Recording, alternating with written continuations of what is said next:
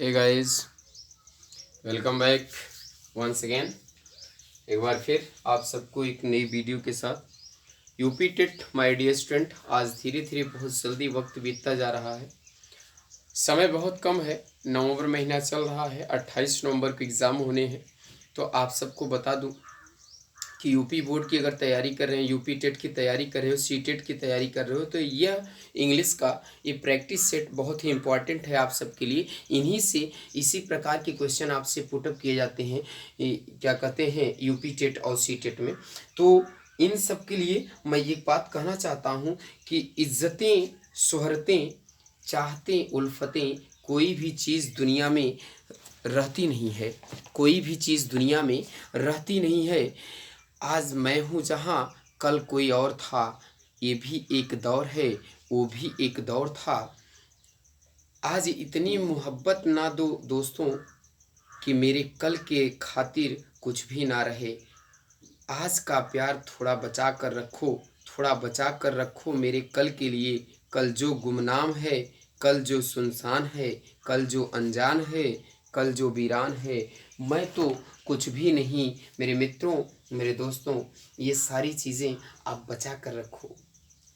हर चीज़ हर वक्त पे, वक्त वक्त पर काम आती है माय डियर स्टूडेंट। इसीलिए मैं कहता हूँ कि you don't waste, if you waste the time will waste you one day. यदि आज तुम समय को बर्बाद करोगे तो समय तुम्हें बर्बाद कर देगा माय डियर स्टूडेंट एक दिन।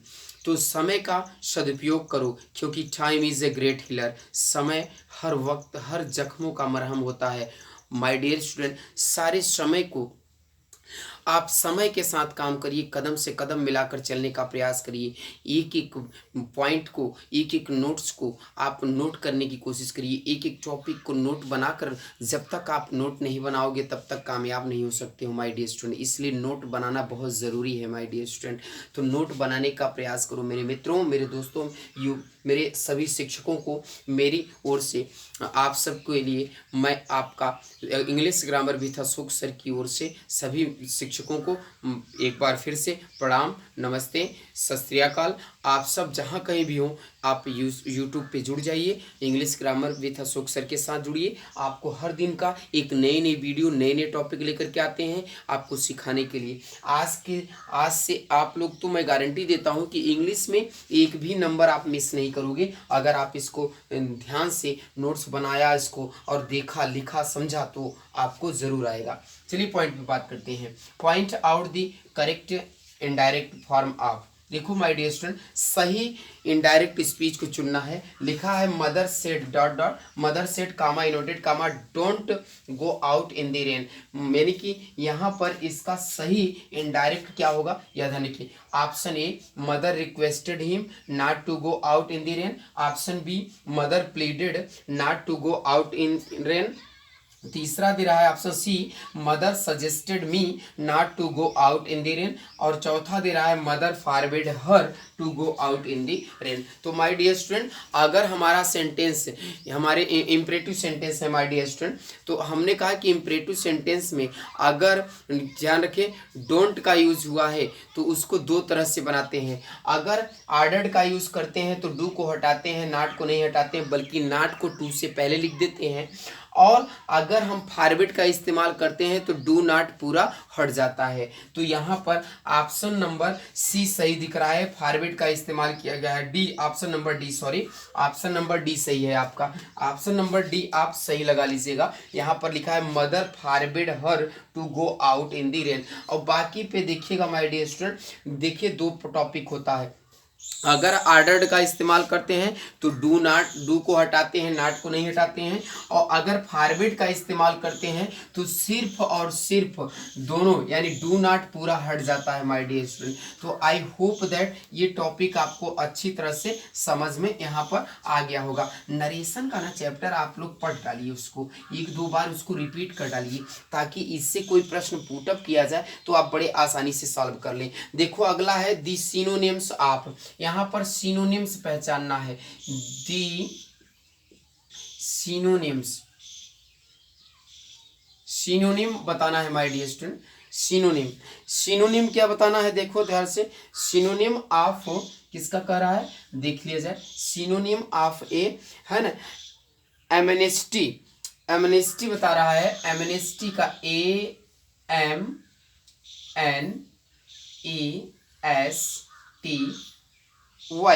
एमनेस्टी। एमनेस्टी मीन्स क्या होता है, पहले ये जानना बड़ा जरूरी है ना, इज।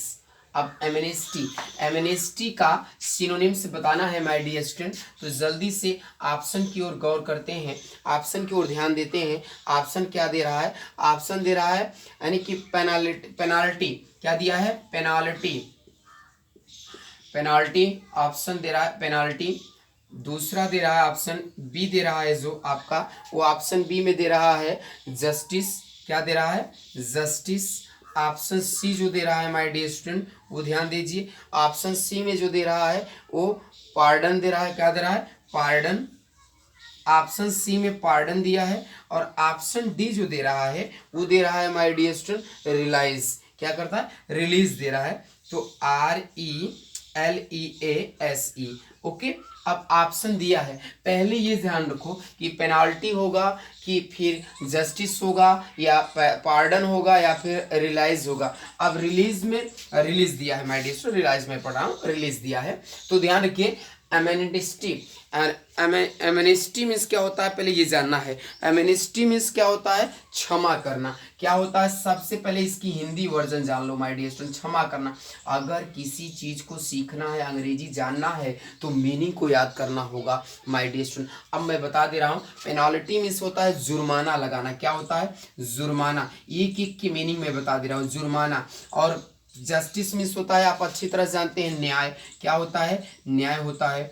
और ये पार्डन मीन्स होता है क्षमा, क्या होता है, क्षमा। और ध्यान रखिएगा, रिलीज मीन्स क्या होता है, छोड़ देना, रिलीज मीन्स क्या होता है, छोड़ देना। तो अब ध्यान रखो कि यहाँ पर विच ऑप्शन इज राइट। अब तो यहाँ पर आप बता सकते हो सिनोनिम्स इसका क्या होगा, एमेनिस्टी का सिनोनिम्स क्या होगा, क्षमा करना होता है, तो जाहिर सी बात है ऑप्शन नंबर सी सही हो जाएगा। पार्डन मीन्स होता है क्षमा करना, ऑप्शन नंबर सी यहाँ पर आपका एग्जैक्ट हो जाएगा। होगा कि नहीं होगा, होगा ना। चलिए आगे चलते हैं, अगला क्वेश्चन क्या कह रहा है, जल्दी से कॉपी कलम लेकर के बैठे हो तो उतारो माय डियर स्टूडेंट, सोचो मत। आप अशोक सर के साथ पढ़ रहे हैं, आपको सारी वीडियो मैं प्रोवाइड करूंगा, सब चीज यहाँ पर मैं दूंगा आपको इंग्लिश में। कोई भी समस्या होगी आप जरूर कमेंट कर दीजिएगा। अगला है इसका सिनोनिम्स, यह भी बताना है। थर्ड क्वेश्चन, सिनोनिम्स इसका भी बताना है माय डियर स्टूडेंट, क्या बताना है, दी सिनोनिम्स। अब दी सिनोनिम्स इसका बताना है, सिनोनिम्स, इसका सिनोनिम क्या है, इसका सिनोनिम कह रहा है आप किसके लिए। अब ध्यान रखिए, यहां पर दे रहा है एड्रॉइट, एड्रॉइट दे रहा है AD, है ना, एड्रॉइट ROIT। एड्रॉइट मीन्स क्या दे रहा है, पहले ध्यान समझिए, एड्रॉइट इज, एड्रॉइट का सिनोनिम्स क्या होगा ये बताना कह रहा है। अब पॉइंट पे यहां देखिए ऑप्शन क्या दे रहा है, सबसे पहले इसको गौर करते हैं। ऑप्शन दे रहा है एड्रॉइट में कि स्किलफुल, क्या दे रहा है, स्किलफुल, स्किलफुल। दूसरा दे रहा है ऑप्शन बी, क्या दे रहा है, ऑप्शन बी जो दे रहा है वो दे रहा है कनिंग, क्या दे रहा है, कनिंग। ऑप्शन बी जो दे रहा है कनिंग दे रहा है। ऑप्शन सी जो दे रहा है माय डियर स्टूडेंट वो दे रहा है विलेन, क्या दे रहा है, हाँ विलेनियस, विलेनियस, ब्लेनियस दे रहा है। और ऑप्शन डी जो दे रहा है माय डियर स्टूडेंट वो दे रहा है आपका विक्ड, क्या दे रहा है, विक्ड। तो जल्दी से कमेंट कर दो कौन सा ऑप्शन सही होगा।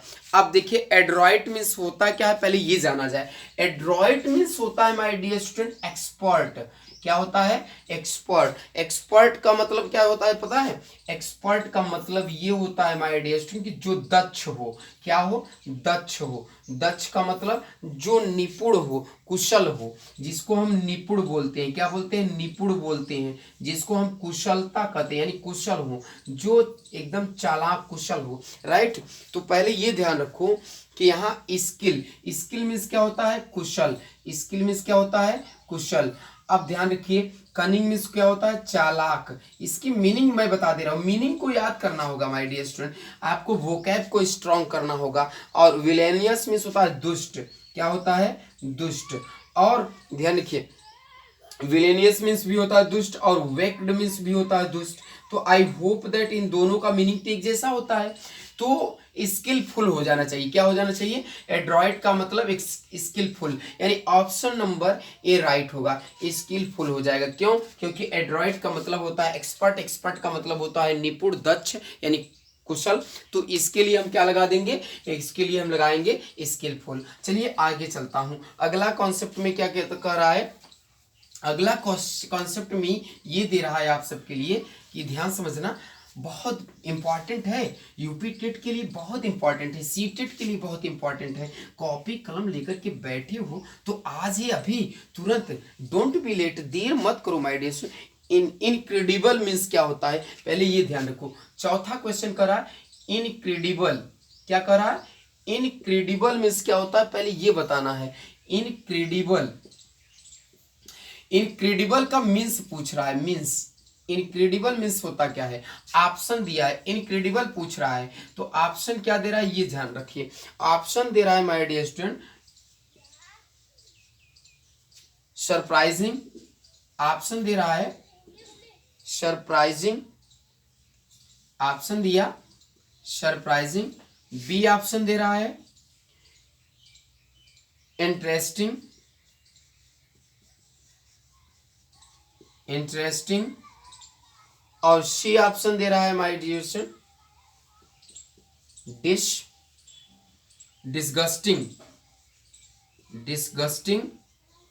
और डी ऑप्शन दे रहा है आप सबका अनबिलीवेबल, अनबिलीवेबल, है ना? अनबिलीवेबल, अनबिलीवेबल, अनबिलीवेबल मीन्स, अच्छा ये ऑप्शन दिया है। आप ध्यान रखिए इनक्रेडिबल क्या का मतलब होता है? इनक्रेडिबल मीन्स होता है अविश्वसनीय, अविश्वसनीय, अविश्वसनीय। इनक्रेडिबल मीन्स क्या होता है? इनविश्वसनीय। पहले इसकी हिंदी जान लो। अब इन अविश्वसनीय, तो क्रेडिबल मीन्स होता है विश्वसनीय, इनक्रेडिबल मीन्स होता है अविश्वसनीय। तो पहले जानो, सरप्राइजिंग मीन्स होता है आश्चर्यचकित होना, इंटरेस्टिंग मीन्स होता है रुचिकर, रुचि लेना, डिस्गस्टिंग मीन्स होता है घृणा करना। तो अनबिलीवेबल, अनबिलीवेबल मीन्स हो जाएगा इसका, अनबिलीवेबल मीन्स होता है अविश्वसनीय। क्या होता है? अविश्वसनीय, अविश्वसनीय क्या हो जाएगा? अनबिलीवेबल। अनबिलीवेबल क्या हो जाएगा? विश्वसनीय, अविश्वसनीय। इनक्रेडिबल का मीनिंग पूछा तो आपको क्या बता देना है? आपको ऑप्शन नंबर डी सही हो जाएगा। ऑप्शन नंबर डी है अनबिलीवेबल। अनबिलीवेबल मीन्स क्या होता है? अविश्वसनीय। तो चलिए आगे चलता हूं, आप इसको उतार लिए होंगे, आई होप दैट। अगला क्वेश्चन क्या कर रहा है इसको जानिए। अगला क्वेश्चन बेहद रुचिकर है माय डियर स्टूडेंट, बेहद इंटरेस्टिंग है। अगला क्वेश्चन लिख रहे हो ना, कॉपी कलम लेकर के बैठे हो ना, शांतिपूर्वक अगर कुछ कमेंट करना है ना तो तुरंत कमेंट कर दो, ताकि ना आप सबको मैं एक एक पॉइंट को बता दूं। यहाँ पर कह रहा है, ध्यान समझिएगा, यहाँ पर फिल इन द ब्लैंक्स दे रहा है, जो दिया है उसको भरने को कह रहा है। पहले ध्यान समझो कि दे रहा है, क्वेश्चन नंबर 5 है। क्वेश्चन नंबर 5 में दे रहा है कि इसको भरना है। तो सबसे पहले देखो लिखा है दी ब्रिलियंट, लिखा है, क्या लिखा है? दी ब्रिलियंट, दी ब्रिलियंट। उसके बाद स्टूडेंट्स, स्टूडेंट्स विल बी, अब ऑप्शन दे दिया है माय डियर स्टूडेंट यहां पर। अब भरने के लिए स्कॉलरशिप,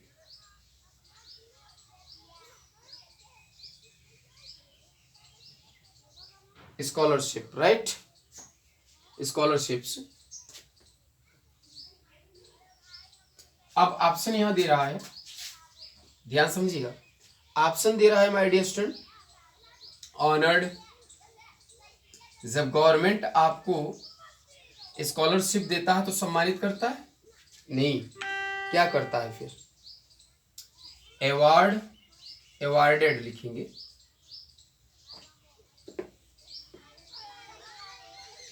ऑप्शन सी क्या लिखूं? ऑप्शन सी लिख दूं रिवार्डेड,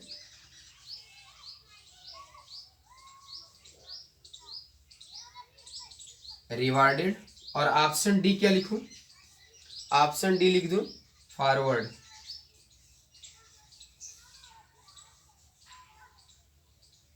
फॉरवर्डेड। ठीक, अब बताना। अब यहां पर ध्यान समझिएगा, कह रहा है कि the brilliant students will be scholarships. तो बताइए यहाँ ऑनर्ड भरा जाएगा, अवॉर्डेड भरा जाएगा, रिवार्डेड भरा जाएगा।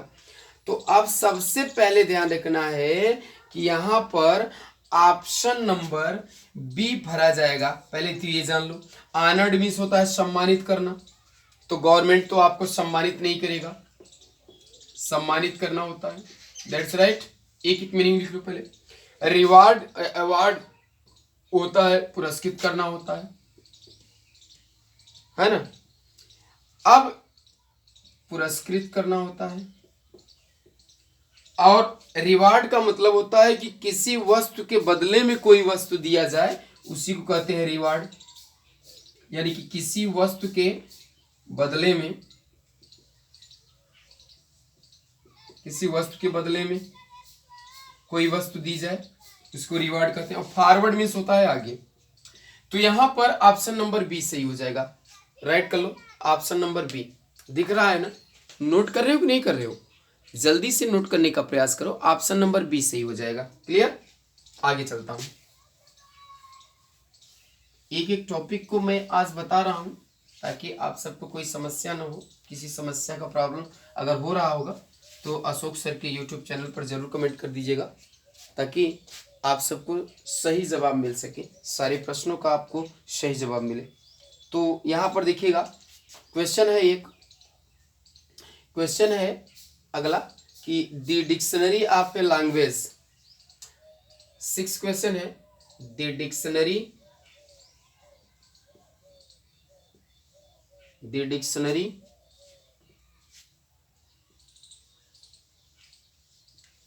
Of a language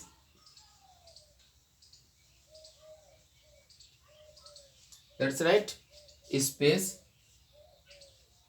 uses। अब यहां फिलअप करना है, तो प्रेस्क्राइब्स,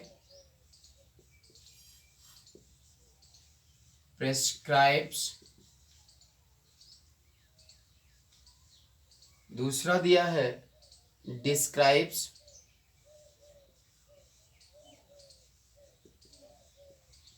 और तीसरा दिया है डिसाइड्स।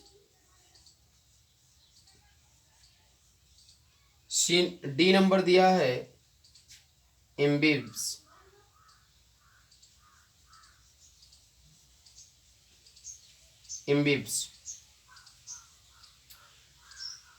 ये ऑप्शन नंबर बी था, ऑप्शन सी था, ऑप्शन डी था।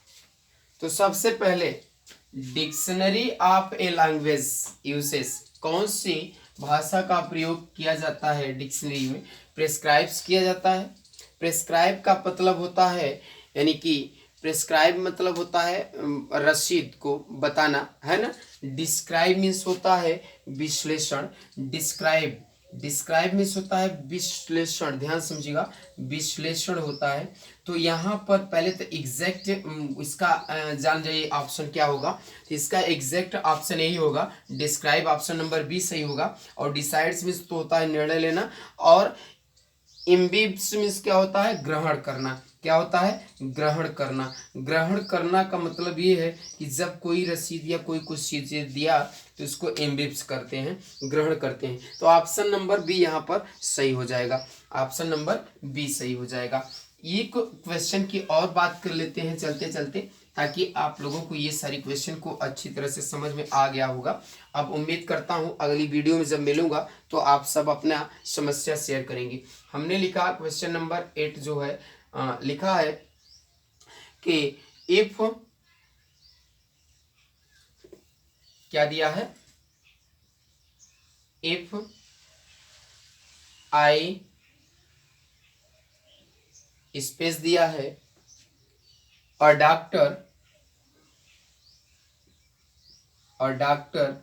फिर उसके बाद है I would serve the poor. I would serve the poor, the poor. यदि मैं डॉक्टर होता तो गरीबों की सेवा करता। तो यहाँ पर देखिए ऑप्शन दिया है, काश मैं डॉक्टर होता तो ऑप्शन दिया है, पहले में एम भरने को दिया है, बी में दिया है क्या कहते हैं हैड बीन दिया है भरने को, हैड बीन। तो which option is right, please comment it. कौन सा ऑप्शन सही होगा इसको कोशिश करिएगा कमेंट करने के लिए। ऑप्शन नंबर डी, यहाँ तक ऑप्शन दे दिया है तो जल्दी से कमेंट कर दो माय डियर स्टूडेंट। एक चीज ध्यान रखना कि जब इफ का इस्तेमाल किया जाता है तो ये ध्यान रखना है कि इफ का इस्तेमाल यानी कि इमेजिनेशन के लिए किया जाता है, और वह इमेजिनेशन जो नॉट रियल हो, वास्तविक न हो। तो सब्जेक्ट के बाद अगर वर आता है, वर के बाद कोई नाउन आर्टिकल आए और आर्टिकल के बाद कोई नाउन आता है, तो ध्यान रखना कि यहाँ पर अगर कोई नाउन आया है तो यहाँ पर वर का इस्तेमाल करते हैं। किसका इस्तेमाल करते हैं, वर का। और अगर वर्ब आता है तो subject plus V2 plus other word होता है।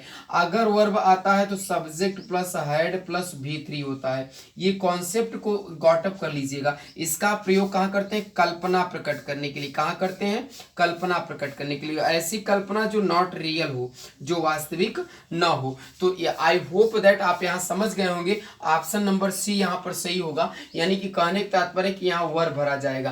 क्या भरा जाएगा, वर। क्यों भाई, क्योंकि डॉक्टर एज अ नाउन है, इसलिए यहाँ पर कल्पना प्रकट कर रहा है कि काश मैं डॉक्टर होता तो गरीबों की सेवा करता। यहाँ पर इस बात को एक्सप्रेस कर रहा है। तो that point should be accepted. इस पॉइंट को एक्सेप्ट कर लीजिए कि आपको यहाँ पर अगर कहीं पर इमेजिनेशन की भाव हो, कहीं पर कंडीशनल सेंटेंस की भाव प्रकट हो जाए, तो यहाँ पर याद रखना कि इफ के साथ अगर कोई नाउन आ रहा है तो इफ के साथ हमेशा वर लगता है। क्या लगता है, वर लगता है। और अगर वर्ब आता है तो वह सिंपल पास्ट में हो सकता है और हैड का भी इस्तेमाल किया जाता है। तो आज के लिए बस इतना ही।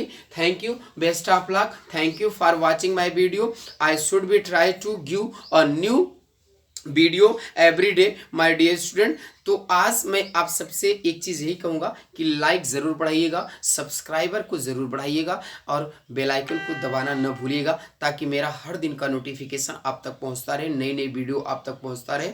आज के लिए बस इतना ही। आप अशोक सर को लिए विदा दीजिए, आज के लिए अनुमति दीजिए जाने के लिए। अब आज के लिए आप सबको बस इतना ही। Thank you, best of luck, सब्बा खैर, bye bye, see you again.